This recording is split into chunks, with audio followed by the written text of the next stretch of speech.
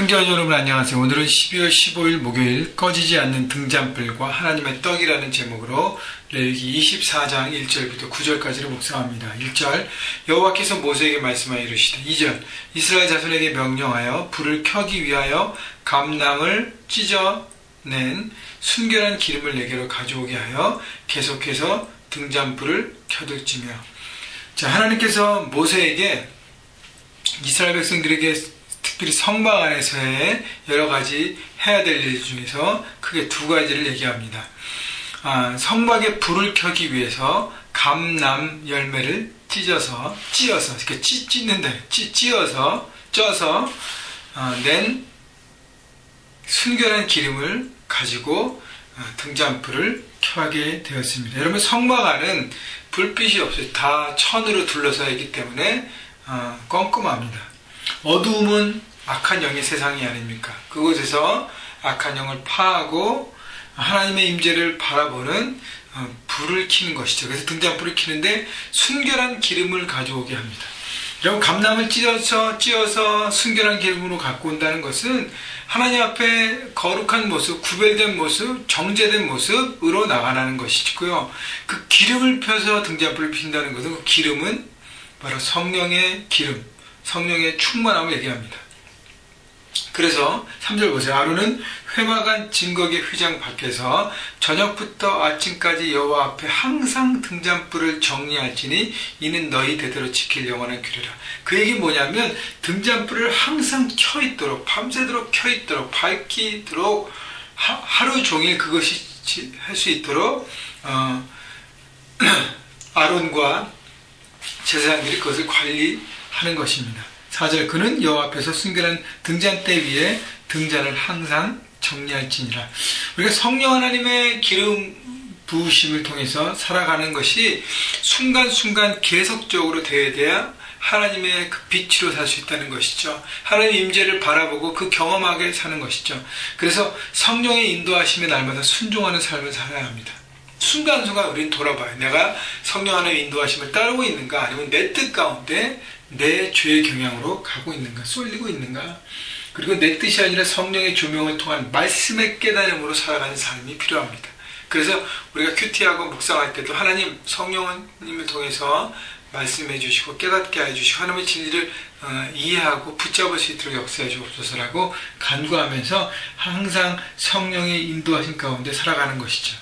어둠을 비치는 등잔불이 밝히면서 하나님의 임재를 바라보고 그 기름을 태우는 빛을 통해서 하나님 안에 거하듯이 우리가 세상의 어두움을 그냥 그 어두움 속에 있지 않고 거기서 빛을 밝히는 존재로 날마다 성령 충만하는 것이고, 그 빛을 어떻게 해요? 세상 가운데 전해야 될 사명이 있는 것입니다. 제가 지난주일 열정, 복음의 열정, 우리는 다 복음을 위탁받은 자라 그랬는데 여러분 한 주간 어떻게 살고 계십니까?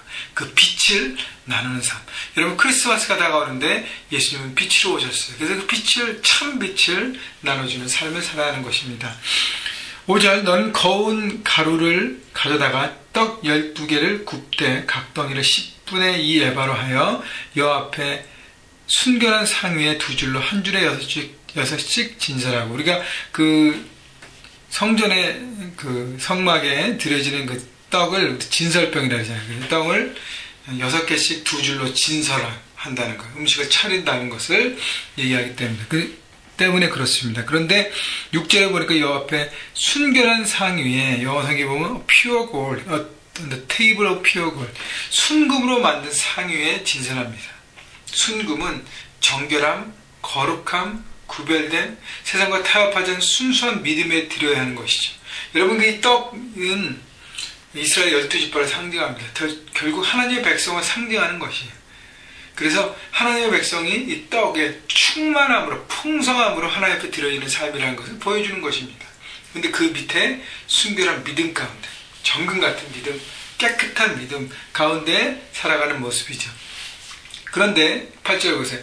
안식일마다 이 떡을 여호와 앞에 항상 진설할지니 이는 이스라엘 자손을 위하는 것이요 영원한 언약이죠. 하나님 앞에 그 떡, 생명의 떡을 보면서, 왜냐하면 생명의 떡, 신약에 보면 그것이 예수님이 자신의 생명의 떡이라고 말씀하셨기 때문에 또 떡을 나누셨어요. 그죠? 그래서 하나님을 그 하나님의 복음, 하나님의 생명을 우리가 가진 자로 날마다 그것을 나누고 그것을 함께 거하는 삶을 살아야 하는 것입니다. 그래서 안식일마다 항상 진설한다는 것은 떡이 부패하잖아요. 그죠? 그러니까 안식일마다 새롭게 새로운 떡을 올려놓는 것이죠. 신선하고 생명 있고 썩어지지 않고 죽어지지 않는 항상 깨끗한 모습으로 서간다는 것이고요.